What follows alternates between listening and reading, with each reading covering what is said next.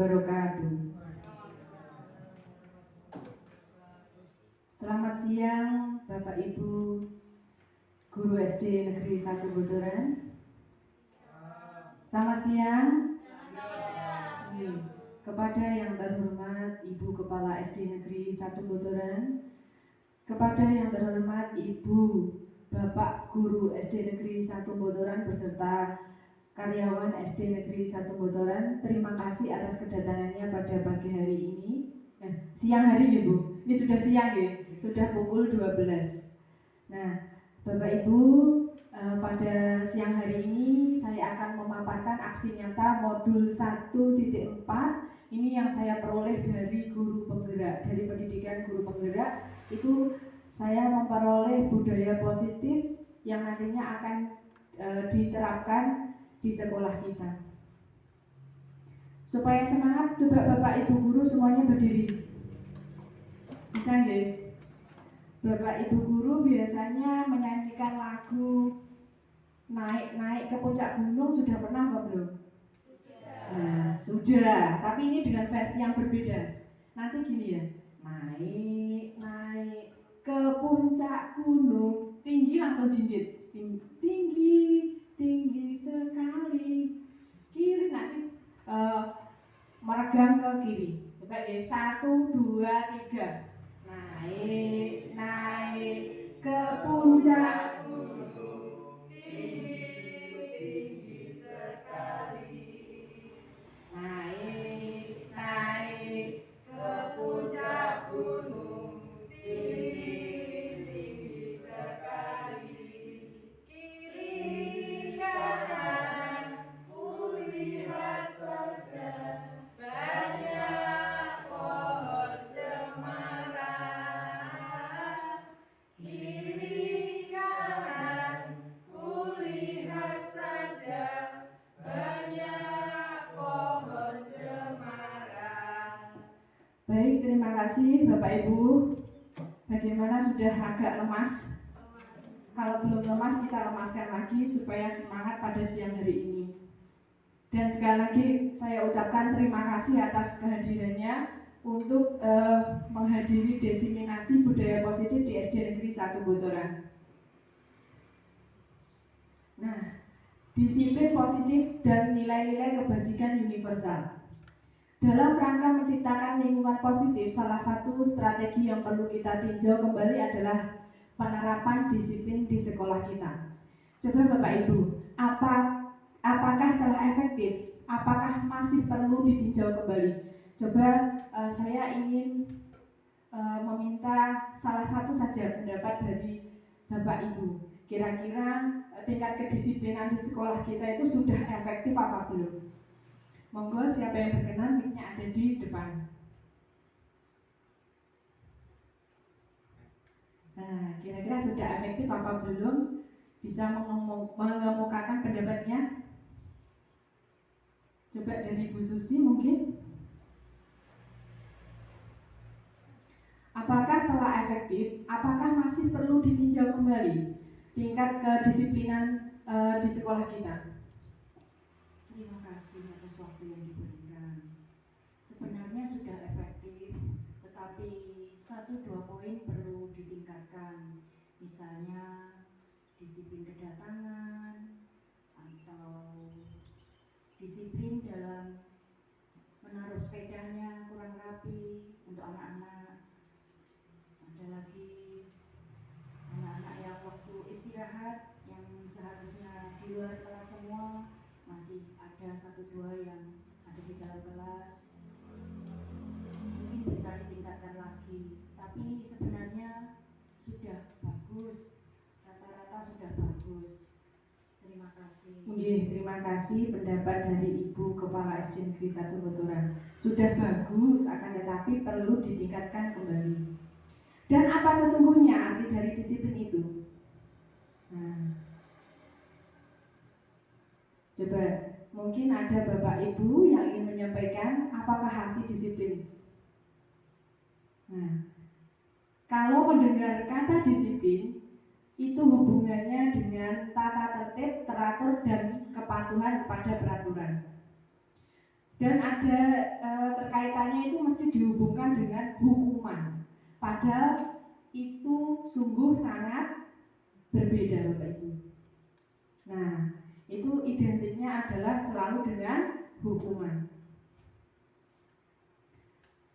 Nah, pada modul di guru penggerak itu Bapak Pendidikan kita Ki Hajar Dewantara menyatakan bahwa di mana ada kemerdekaan disitulah harus ada disiplin yang kuat. Sungguh pun disiplin itu bersifat self disiplin, yaitu kita sendiri yang mewajibkan kita dengan sekeras-kerasnya. Tetapi itu sama saja, sebab jikalau kita tidak cakap melakukan self disiplin, wajiblah penguasa lain mendisiplin diri kita. Dan peraturan demikian itu harus ada di dalam suasana yang merdeka. Jadi ketertiban itu harus ada. Disiplin itu jika dari diri kita tidak bisa mendisiplinkan dari motivasi internal diri kita, harus ada peraturan yang membuat kita menjadi disiplin. Jadi kesimpulannya seperti itu. Disiplin yang dimaksud adalah disiplin diri yang memiliki motivasi internal dari dalam diri kita. Jadi misalkan kalau kita datang terlambat, itu jangan takut karena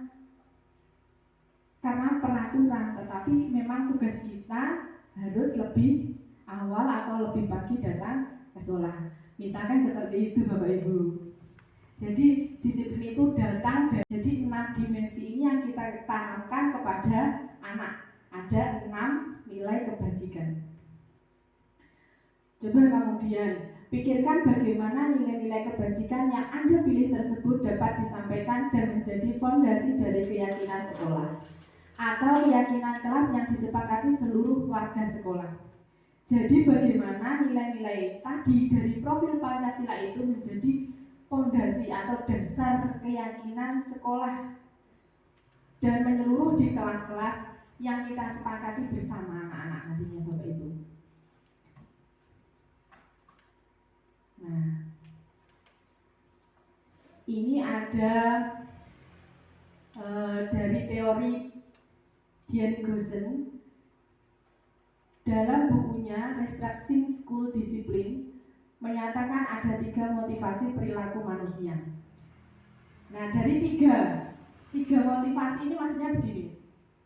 Ada orang yang disiplin. Yang pertama untuk menghindari ketidaknyamanan atau hukuman, supaya tidak mendapatkan hukuman, makanya dia disiplin. Yang kedua untuk mendapatkan imbalan atau penghargaan dari orang lain. Nah, dia disiplin karena untuk dipuji, dihargai oleh orang lain.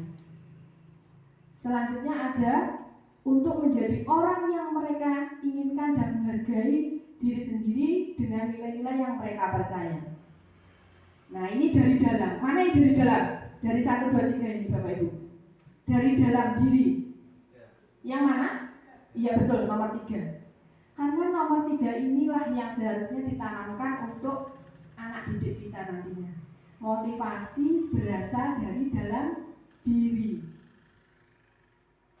Dengan menerapkan nilai-nilai, ya nilai tadi yang kita pakai dalam kurikulum merdeka ada dalam profil pelajar Pancasila dengan 6 dimensi tadi. Selanjutnya, nah ini adalah restitusi. Jika ada siswa yang melakukan sebuah kesalahan, kita melakukan sebuah pendekatan untuk menciptakan disiplin positif. Sebagai seorang guru, ketika murid Anda melakukan kesalahan, tindakan mana yang akan Anda lakukan? Coba Bapak Ibu kita baca nomor 1 sampai 5. Manakah yang kira-kira jenengan lakukan? Dari nomor 1 sampai 5.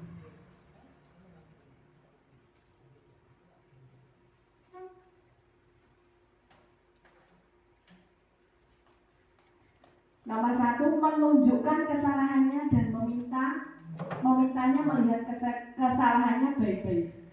Yang kedua, mengatakan kamu seharusnya tahu bagaimana kamu seharusnya bertindak. Yang ketiga, mengingatkan murid Anda akan kesalahan yang sama di waktu sebelumnya. Nomor 4, bertanya padanya, kenapa kamu melakukan sesuatu yang seharusnya tidak kamu lakukan?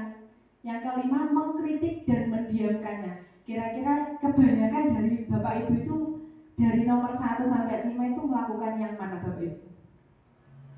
Ya? Yang nomor 4. Coba Bapak Ibu yang lain.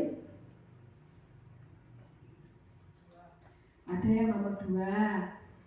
Terus selanjutnya, ya ini beragam Bapak Ibu. Karena memang Bapak Ibu ini memiliki inisiatif masing-masing ketika menghadapi masalah atau permasalahan siswanya. Nanti ada mana yang tepat dan mana yang tidak tepat, nanti di belakang ada Bapak Ibu. Jadi ini adalah pilihannya tadi nomor 2 dan 4 ya. Oke, 2 dan 4. Mengatakan kamu seharusnya tahu bagaimana seharusnya bertindak. Bertanya padanya, kenapa kamu melakukan sesuatu yang seharusnya tidak kamu lakukan. Nah, ini adalah pembentukan keyakinan sekolah atau kelas. Ini semuanya di kelas-kelas masing-masing sebenarnya sudah ada ya. Sudah ada? Nah, keyakinan kelas itu bersifat lebih abstrak daripada peraturan yang lebih rinci dan konkret. Keyakinan kelas berupa pernyataan-pernyataan universal. Pernyataan keyakinan kelas senantiasa dibuat dalam bentuk positif. Keyakinan kelas hendaknya tidak terlalu banyak sehingga mudah diingat dan dipahami oleh semua warga kelas. Keyakinan kelas sebaiknya sesuatu yang dapat diterapkan di lingkungan tersebut. Semua warga kelas hendaknya ikut berkontribusi dalam pembuatan keyakinan kelas lewat kegiatan curah pendapat, bersedia meninjau kembali keyakinan kelas dari waktu ke waktu. Jadi kalau dulu itu di kelas masing-masing itu mesti ditempel peraturan kelas, peraturan sekolah. Nah, pada saat ini itu ditanamkan dengan keyakinan. Keyakinan yang ditarik dari nilai kebajikan tadi, kemudian diyakini dan disepakati bersama-sama oleh anak, supaya anak itu memiliki niat disiplin dari dalam diri Bapak Ibu. Jadi ini seperti yang saya contohkan di kesepakatan kelas 2. Bu, itu kertasnya tulisannya apa? Jadi ini saya bagikan kepada masing-masing siswa. Apakah mau? Apakah keinginan siswa? Nah, misalkan kita ajak ngomong di awal tahun Bapak Ibu. Jadi di awal tahun pembelajaran itu kira-kira anak-anak kesepakatan kelas apa ya yang kita inginkan di kelas kita supaya kelas kita itu belajarnya jadi kondusif, lancar, supaya tidak gaduh. Nah, misalkan datang tepat waktu Bu, coba siapa namanya tempel di situ. Nanti kita buat kesimpulan di akhir. Jadi tidak banyak, misalkan muridnya ada 40 Bapak Ibu. Kita gali pikirannya dari masing-masing siswa, kemudian kita simpulkan berapa, kita kumpulkan yang sama sepemikiran. Oh, jadi maunya ini. Dan mungkin guru bisa menambahkan jika belum ada. Misalkan jangan membuli, tidak jangan atau tidak boleh di kesepakatan. Kata-katanya misalkan datang tepat waktu. Kalau dulu kan peraturan dilarang terlambat gitu. Nah, misalkan lagi dilarang mengolok-olok teman. Nah, sekarang ada yang namanya membuli itu, jadi tidak boleh membuli. Misalkan tidaknya diganti apa gitu. Harus menyayangi, saling menyayangi dan menghargai teman. Jadi gitu Bapak Ibu. Sekarang pembentukan ketertiban di kelas itu menggunakan keyakinan yang ditarik menjadi kesepakatan yang disepakati bersama oleh anak dan guru. Nanti bisa dipahami dan mungkin Bapak Ibu bisa melaksanakan itu atau melakukan itu di kelas masing-masing. Selanjutnya, ada 5 kebutuhan dasar manusia. Yang pertama adalah kesenangan, cinta dan kasih sayang. Yang ketiga kebebasan. Yang keempat penguasaan. Yang utama itu adalah kebutuhan untuk bertahan hidup. Kebutuhan bertahan hidup itu adalah kebutuhan makan, papan, dan sandang, papan, pangan. Nah, itu adalah kebutuhan yang paling pokok bagi manusia. Tapi manusia juga membutuhkan kesenangan. Nah, terus yang selanjutnya juga butuh untuk dicintai dan disayangi. Penguasaan itu adalah juga butuh untuk dianggap bisa atau mampu dalam sesuatu hal. Jadi manusia itu juga ingin dianggap dia mampu dalam sesuatu hal yang dia tunjukkan. Dan yang terakhir adalah kebebasan. Kebebasan dalam memilih atau menentukan sesuatu yang mereka inginkan. Jadi manusia memiliki 5 kebutuhan dasar nih Bapak Ibu. Yang pertama tadi, yang utama adalah papan, sandang, dan pangan atau kebutuhan bertahan hidup tadi. Ketika seorang murid melakukan suatu perbuatan yang bertentangan dengan nilai-nilai kebajikan atau melanggar peraturan, hal itu sebenarnya dikarenakan mereka gagal memenuhi kebutuhan dasar mereka. Jadi jika murid-murid Bapak Ibu itu ada yang bermasalah, misalkan di kelas tidak mau belajar, diterani gurune rame saja, itu mesti ada 5 kebutuhan dasar tadi yang tidak terpenuhi dari rumah misalkan. Atau misalkan dia dikekang di rumah sehingga di sekolah dia memerlukan kebebasan. Itu juga ada yang seperti itu. Jadi Bapak Ibu, kalau ada murid yang melakukan kesalahan, tidak semerta-merta bahwa murid itu memang salah, tapi memang ada 5 kebutuhannya yang belum tercukupi. Dan ini kewajiban Bapak Ibu untuk mencari tahu kira-kira dari rumah dia seperti apa dan bagaimana, dan seharusnya dia itu yang diinginkan apa. Kalau di SD itu tidak memiliki guru BK, jadi sekolah dasar itu guru kelasnya harus mampu juga untuk mengidentifikasi siswanya, harus mampu mendampingi dan menjadi guru BK juga. Dan nanti kita kaitkan juga dengan keagamaan. Bapak Ibu, jika agamanya baik, keimanannya baik, nanti akan seiring berjalan waktu tingkah lakunya juga akan ikut baik.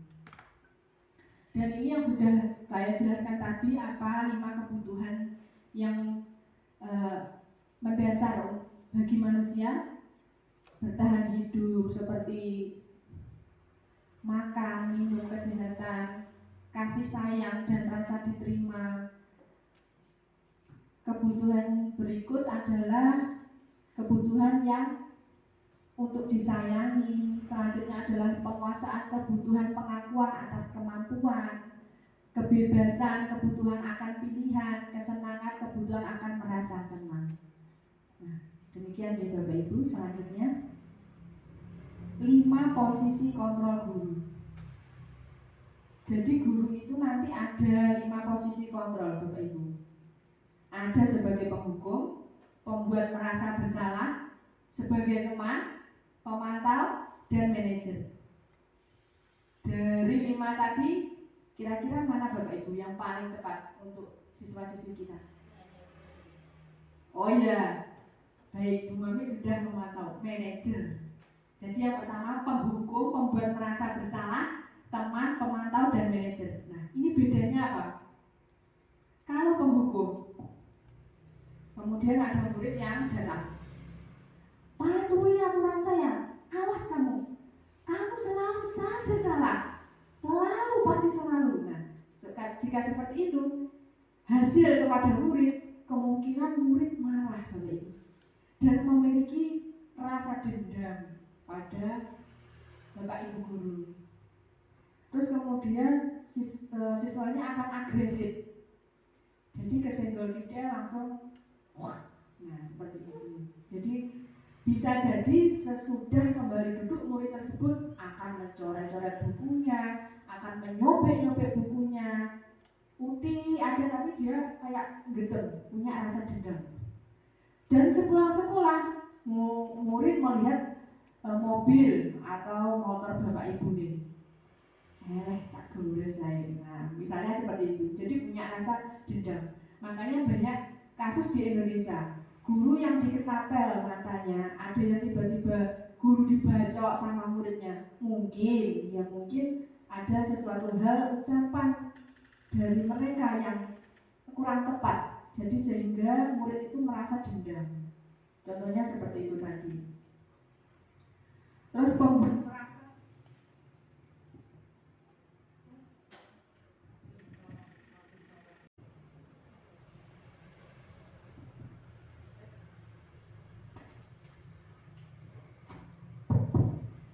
selanjutnya, pembuat merasa bersalah. Pada posisi ini biasanya guru akan bersuara lebih lembut.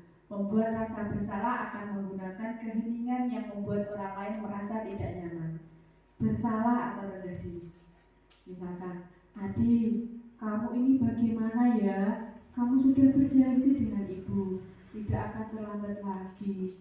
Kamu kenapa ya senang sekali mengecewakan ibu? Ibu benar-benar kecewa sekali." Nah, bagaimana perasaan murid ketika itu? Ya, murid akan merasa bersalah telah mengecewakan ibu atau bapak gurunya. Murid akan merasa menjadi orang yang gagal. Tapi di sini murid akan merasa menjadi orang yang gagal, Bapak Ibu. Oh, ternyata aku ini tidak sesuai dengan apa yang diinginkan oleh bapak ibu guru saya.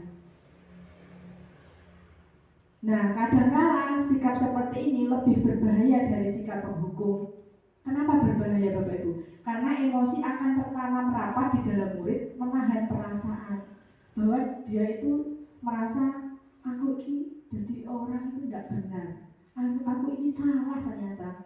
Tidak seperti murid dengan guru penghukum, di mana murid bisa menumpahkan amarahnya. Jadi dia langsung menumpahkan amarahnya seperti mencoret mobilnya atau motornya bapak ibu guru, langsung diluapkan. Tapi kalau di sini dia cenderung langsung emosinya langsung down, langsung merasa bahwa dirinya itu tidak diterima atau benar-benar dia itu gagal.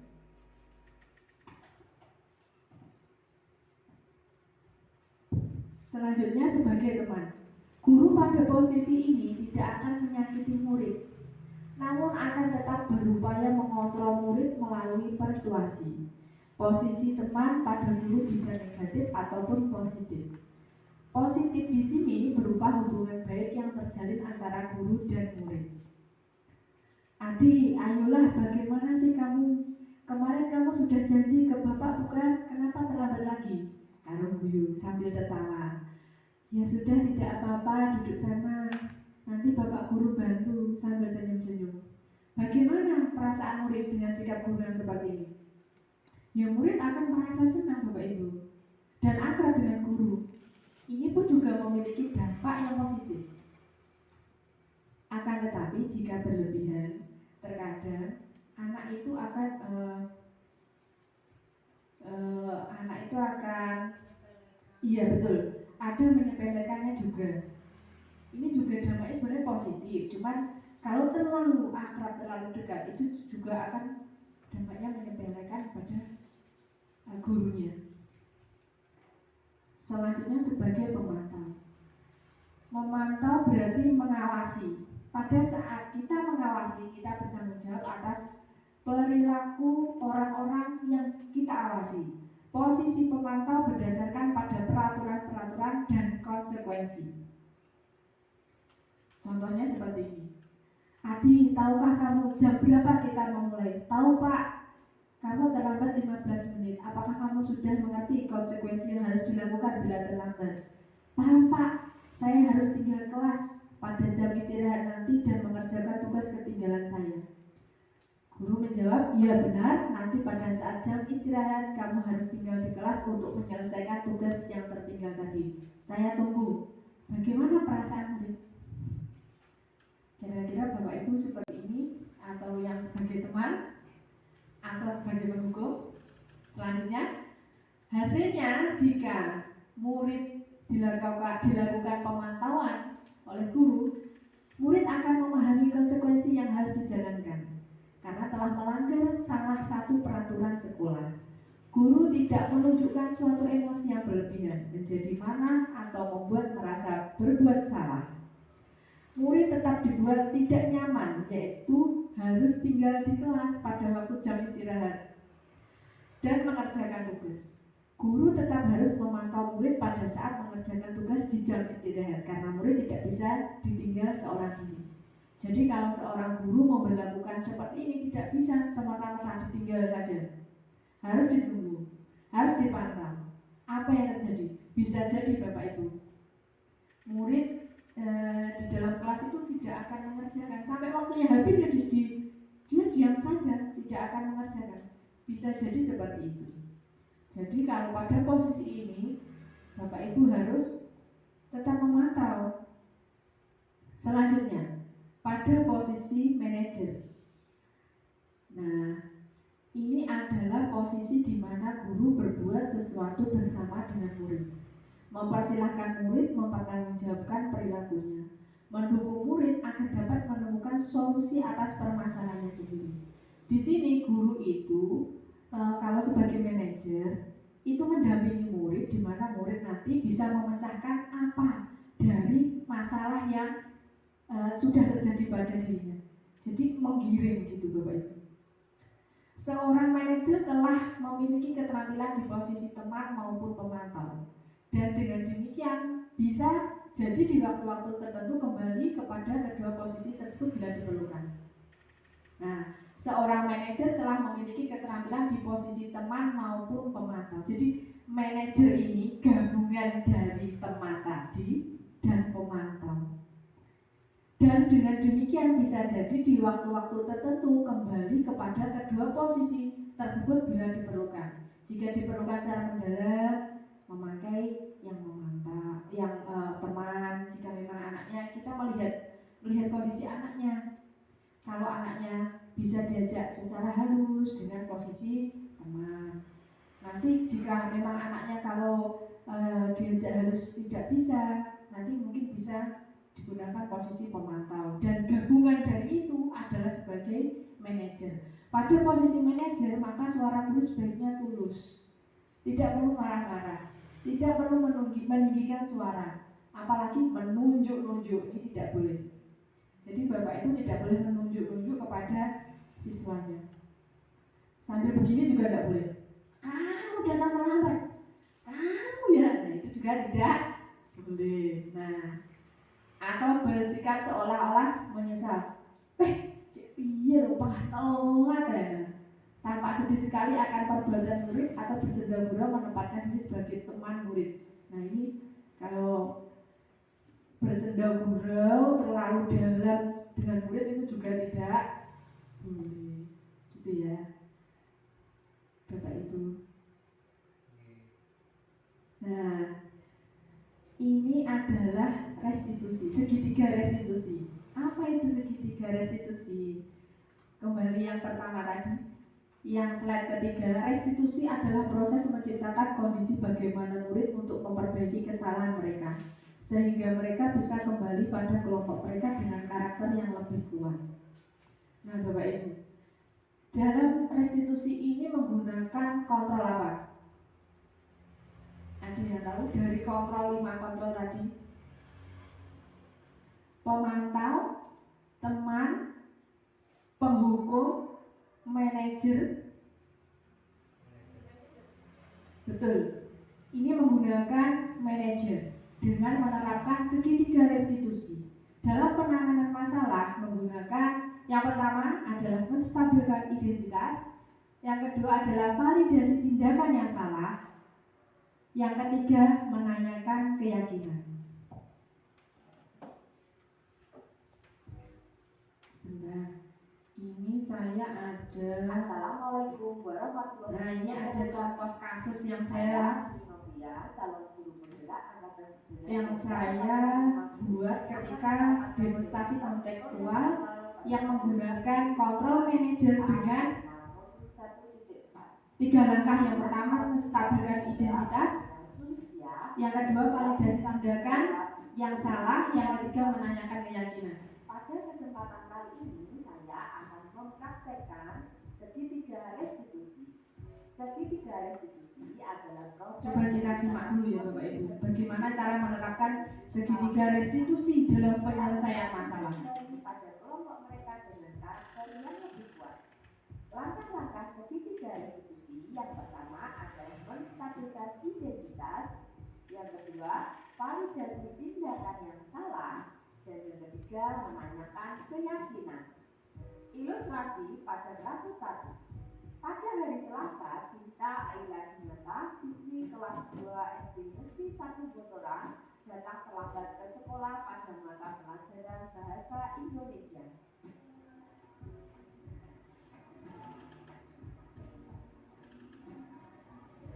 Nah ini tiba-tiba pada pukul 7.30 ini Cinta datang terlambat ke sekolah. Padahal sekolah kita masuknya jam berapa Bapak Ibu? Jam 7. Ya sudah, kemudian dipersilakan saja duduk. Pada lain kesempatan dia akan dipanggil.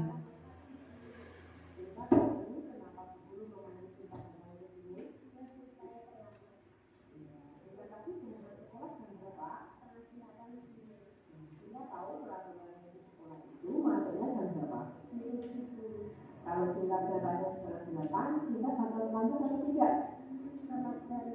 Iya, betul sekali Cinta. Nah, melakukan kesalahan itu, Bu Guru juga dulu pernah melakukan kesalahan seperti itu. Tetapi di sini Bu Guru tidak ingin mencari siapa yang salah, dan Bu Guru ingin mencari bagaimana cara memecahkan masalahnya Cinta. Itu ya, Cinta. Kira-kira kenapa kamu Kemudian menanyakan, kira-kira kenapa kesalahan itu terjadi? Kok bisa kamu terusnya? Kenapa?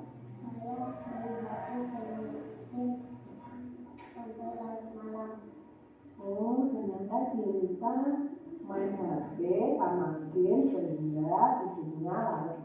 Nah Cinta, lihat-lihat, datang terlambat itu termasuk melanggar keyakinan kelas kita atau tidak? Kemudian kita hubungkan dengan keyakinan yang sudah kita bentuk bersama di awal tahun tadi. Ya baik Cinta, kalau kamu masih ingat dengan keyakinan kelas kita, lalu langkah apa yang kamu lakukan supaya kamu besok tidak datang terlambat? Tidak main HP sampai larut malam. Selanjutnya, oke, baik Cinta, kamu sudah berusaha melakukan yang terbaik. Ibu berharap Cinta nantinya dapat mematuhi peraturan yang ada di sekolah kita dengan baik. Baik Cinta, sekarang Cinta boleh duduk kembali. Ilustrasi segitiga restitusi pada Kasus yang kedua. Udin dan Adit, siswa kelas 2 SD Negeri 1 Botoran, pada hari Kamis di saat jam istirahat berkelahi di dalam kelas karena Udin mengejek Adit kulitnya hitam.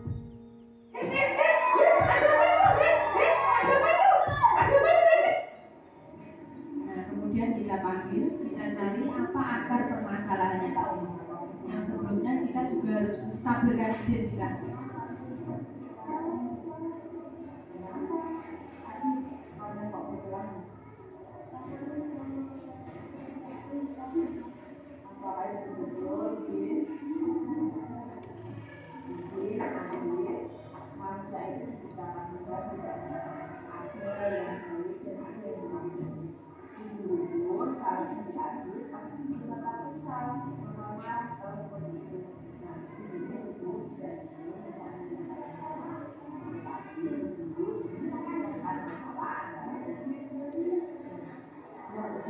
Kamu pasti tahu apa yang terjadi.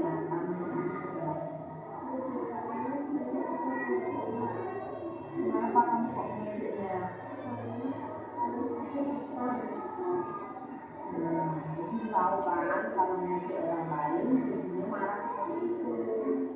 Nah, aku kesal dengan kamu karena kamu suka mengejeknya. Nah, begini, kalau kamu mengejek, Selanjutnya dihubungkan lagi dengan keyakinan tadi bahwa saling sayang dan menyayangi atau tidak membuli dengan kelemahan.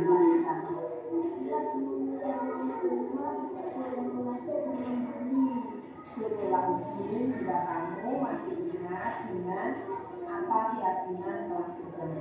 Lalu langkah apa sih yang kamu lakukan nantinya agar kamu tidak terulang dengan aksi lagi? Saya akan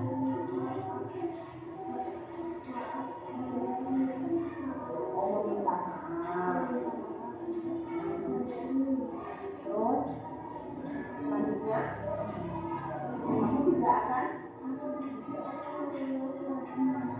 ya, jadi tidak mengulangi lagi. Nah, apa yang bisa lakukannya? Ya, baik. Terima kasih sudah hadir. Ibu berharap kamu tidak akan terlibat di pelajaran pembinaan ini. Kamu harus saling rukun dengan teman. Ibu bangga sekali mendengarnya kalau banyak ini bekerja menjadi lebih baik.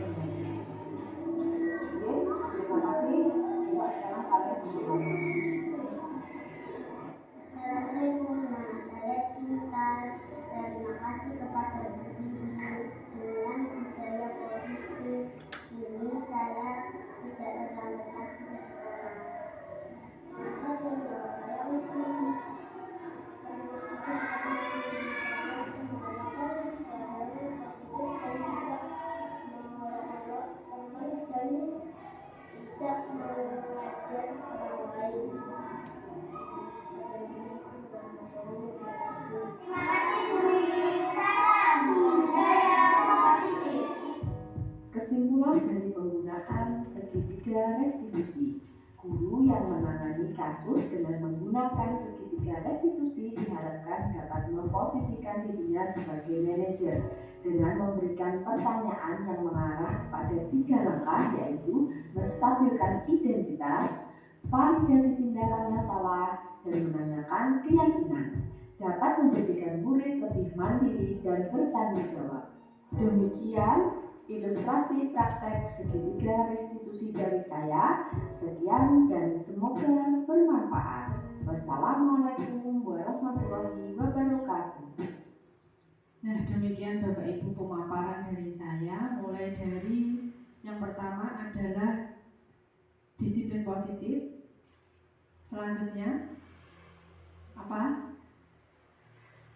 5 dasar kebutuhan manusia. 5 dasar kebutuhan manusia yang harus terpenuhi. Kalau tidak, pasti akan ada sesuatu hal atau sesuatu masalah yang akan timbul nantinya. Terus selanjutnya apalagi tadi? Membuat keyakinan kelas yang ditarik dari nilai kebajikan. Pada saat ini nilai kebajikan yang kita anut pada kurikulum apa? Iya, tadi yang masuk dalam ya betul, profil pelajar Pancasila. Dan selanjutnya 5 posisi kontrol guru. Mana 5 posisi kontrol yang tepat yang kita lakukan pada siswa kita, supaya kita juga aman sebagai guru dan siswa kita juga merasa nyaman di sekolah. Jadi kita tidak henti-hentinya untuk merefleksikan diri. Kira-kira apa kekurangan saya? Kira-kira kalau siswa saya seperti itu, apa yang harus saya lakukan? Kira-kira apakah kalau murid saya itu seperti itu, dengan pembelajaran saya itu saya membosankan atau bagaimana? Kita tidak bosan-bosan untuk merefleksikan diri. Terus ada lagi, jika kenapa kok siswa saya nilainya semuanya jelek-jelek, tidak ada yang bagus. Nah, kira-kira apa yang terjadi pada diri saya? Apakah materi yang saya berikan tidak menyenangkan? Dan bagaimana nantinya saya akan membuat materi yang menyenangkan untuk siswa saya? Gitu ya. Terus kira-kira kalau siswa saya ajari seperti ini, kenapa dia teriak-teriak sendiri? Kenapa dia tiba-tiba diam terpaku dan tidak mau mengerjakan? Kita juga harus mencari tahu apa sumber permasalahan. Ya, Bapak Ibu, terima kasih sudah mau menyempatkan untuk hadir dalam diseminasi budaya positif yang sudah saya dapatkan dari pendidikan guru penggerak. Semoga nanti bisa membawa perubahan juga yang lebih baik, dan apa yang saya dapatkan dari pendidikan itu akan saya tularkan atau akan saya imbaskan kepada Bapak Ibu supaya SD kita lebih maju dan lebih baik lagi. Demikian presentasi budaya positif dari saya, semoga bermanfaat. Dan di akhir saya ada pantun. Kain dijemur di atas pagar, pagar dibuka lebar-lebar. Guru haruslah mengajar, jika mengajar jangan berhenti belajar. Nah, jadi tepuk tangan dulu dong Bapak Ibu.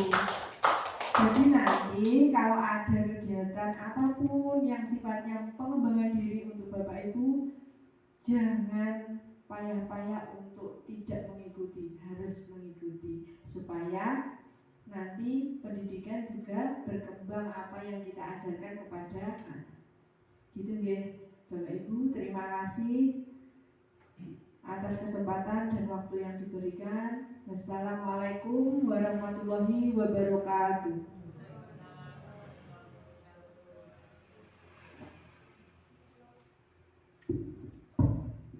Alhamdulillah, terima kasih Bu Wiwin. Semua yang disampaikan sangat bermanfaat dan secara pribadi alhamdulillahirabbil alamin.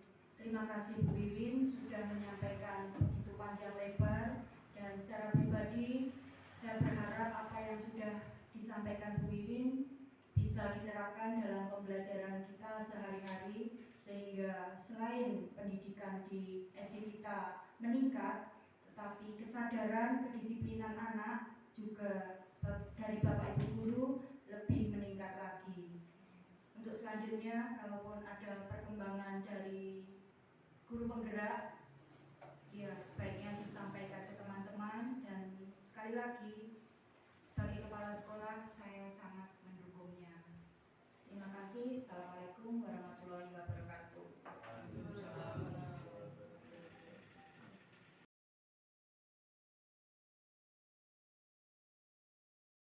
Ada yang ingin mengemukakan pendapat untuk budaya positif di SD Negeri 1 Botoran? Coba bisa mengacungkan tangan. Oke, Kak Lupi, monggo pendapatnya. Begitu saja ya. Nggih, enggak apa-apa. Terima kasih atas kesempatan waktunya yang telah diberikan. Ya, menurut saya dari ilmu baru yang disampaikan oleh Bu Wiwin tadi mengenai budaya positif ini sangat membantu saya dalam melakukan pembelajaran di dalam kelas, karena seringkali saya juga menemui situasi di situ ada anak yang tidak mau memperhatikan pelajaran. Ketika saya terangkan ramai sendiri, ketika dikasih tugas itu tidak mau mengerjakan, dia keluyuran, keluar masuk kelas dan sebagainya, mengganggu temannya apalagi. Itu bagi saya masih merasa kesulitan. Ini harus bagaimana mengatasi, dan seringkali saya jujur masih memperlakukan, ternyata ada tadi di dalam materi itu sebagai yang penghukum, dan itu ternyata baru disadari juga termasuk dari perlakuan yang mungkin kurang tepat untuk saat ini, sehingga dari sini saya juga baru memahami juga ternyata kita perlu untuk belajar lagi untuk bisa menerapkan bagaimana posisi guru itu sebagai manajer, dan itu tadi juga ada contoh-contohnya. Insya Allah bisa untuk diterapkan ketika nanti saya di dalam kelas. Mungkin itu. Terima kasih. Nggih, terima kasih, tepuk tangan untuk Pak Lupi. Dan mungkin ada lagi pendapatnya dari Kak Neni. monggo Kak Neni menyampaikan pendapatnya. Tadi sepertinya sudah mengajukan tangan. Sambil berdiri juga tidak apa-apa. Terima kasih atas waktunya. Terima kasih Bu Wiwin atas materi yang disampaikan, sangat bermanfaat untuk kami teman sejawat yang notabene masih belum mengikuti pendidikan guru penggerak. Yakni banyak materi yang kita dapatkan terkait cara menangani anak yang telah disampaikan Bu Wiwin tadi tentang budaya positif, tentang 5 kontrol guru, kemudian tentang kesepakatan kelas sehingga menjadi keyakinan kelas, dan segitiga restitusi tadi. Mungkin dari itu bisa kita terapkan ke anak nanti di kelas sehingga bisa pembelajaran serta bagaimana cara kita menangani anak itu bisa secara optimal, betul, secara optimal hingga ada perkembangan dan peningkatan dalam sekolah kita pada umumnya. Begitu mungkin dari saya, Bu Wiwin. Terima kasih. Terima kasih Kak Neni. Beri tepuk tangan dulu untuk Kak Neni. Terima kasih Bapak Ibu. Demikian adalah tanggapan dari rekan-rekan kita mengenai budaya positif yang kita tanamkan di sekolah kita. Semoga memberikan dampak yang lebih baik lagi ke depannya dan membuat SD kita semakin maju untuk menanamkan budaya positif. Nanti coba sekarang ditirukan ya. SD 1 Botoran, salam budaya positif gitu ya. Coba sekarang sambil berdiri.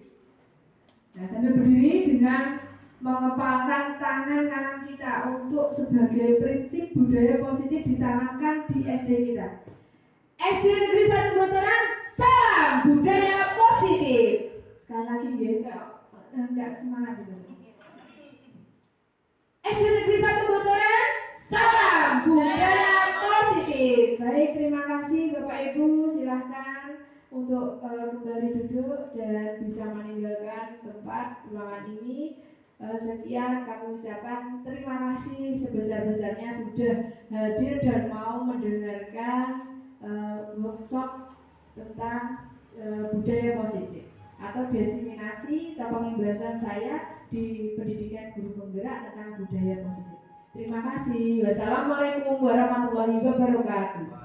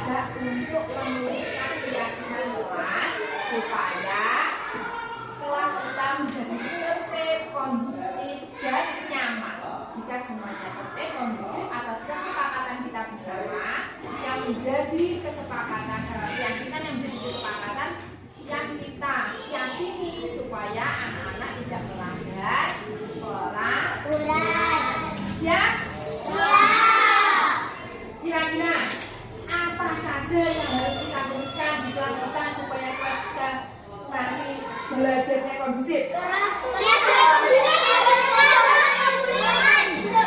Tidak terlambat ke sekolah. Tidak membuat baju kelas. Kelas harus bersih. Kelas harus bersih. Seragam sekolah.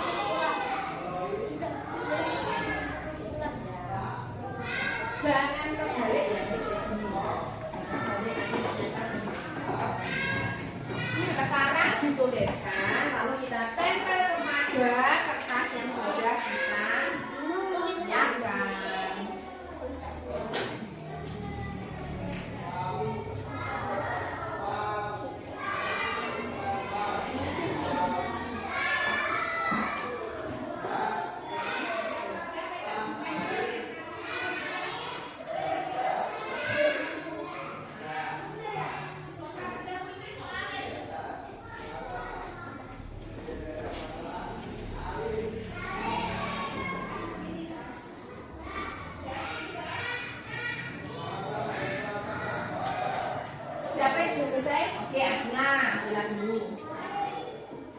Secara pelan-pelan.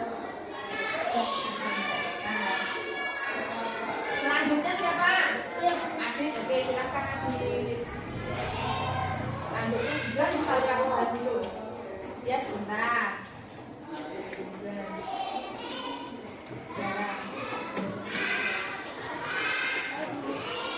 Bergantian.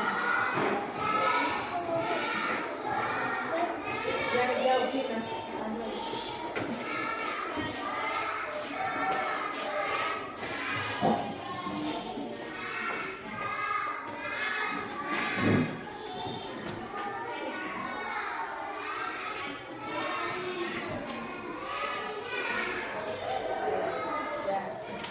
Dari Akila tidak terlambat ke sekolah. Adit berseragam ke sekolah. Terus ada lagi adalah tidak boleh terlambat. Berarti harus datang tepat waktu. Ini datang tepat waktu. Selanjutnya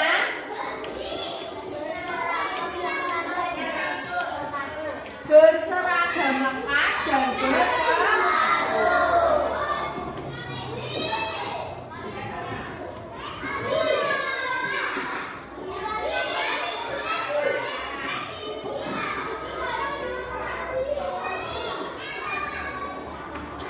Nomor 3.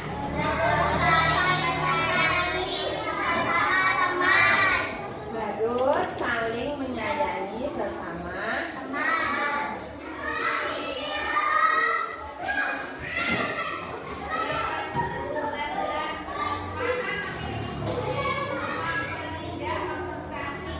Selanjutnya apa? Tadi